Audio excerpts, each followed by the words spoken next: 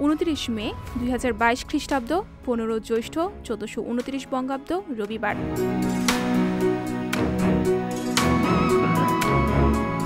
1953 সালের 29 মের এই দিনে তেনজিং নরগে এবং এডমন্ড হিলারি যৌথভাবে পৃথিবীর সর্বোচ্চ শৃঙ্গ মাউন্ট এভারেস্ট জয় করেন। দুইজনের মধ্যে তেনজিং নরগে ছিলেন নেপালি শেরপা পর্বতারোহী, আর এডমন্ড পার্সিভাল হিলারি ছিলেন নিউজিল্যান্ডের পর্বতারোহী।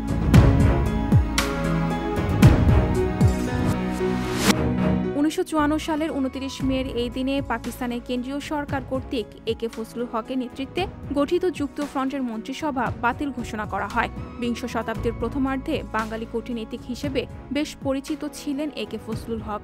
রাজনৈতিক মহল ও সাধারণ মানুষের কাছে তিনি হক সাহেব নামে পরিচিত ছিলেন।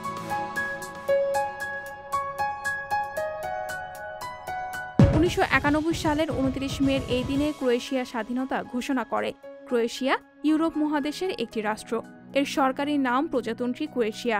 দেশের জনসংখ্যার অধিকাংশই রোমান ক্যাথলিক। দেশটির রাজধানী হচ্ছে জাগ্রেব।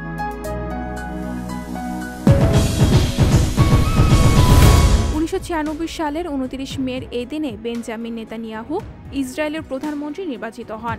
তিনি নেস্টের সদস্য হিসেবে এবং একটি লিকুড পার্টির সভাপতি হিসেবেও দায়িত্ব পালন করেন।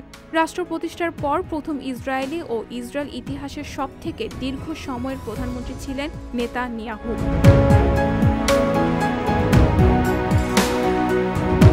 1929 সালের 29 মের এই দিনে বাংলাদেশি প্রকৃতিবিদ দ্বিজেন শর্মার জন্ম হয়। তিনি 1962 সাল থেকে 1974 সাল পর্যন্ত নটরডেম কলেজে উদ্ভিদ বিজ্ঞান বিভাগে শিক্ষকতা করেছেন।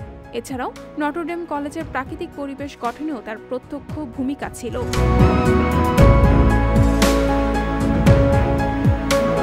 1952 সালের 29 মে বাংলাদেশি অভিনেতা হুমায়ুন ফরিদের জন্ম হয়। তিনি মঞ্চ, টেলিভিশন ও চলচ্চিত্রে অভিনয়ের জন্য খ্যাতি অর্জন করেন। 80 দশকের মাঝামাঝি সময়ে চলচ্চিত্র জগতে পা রাখেন এই অভিনেতা। বাংলা চলচ্চিত্রের কিংবদন্তি অভিনেতা হিসেবে তার পরিচিতি রয়েছে।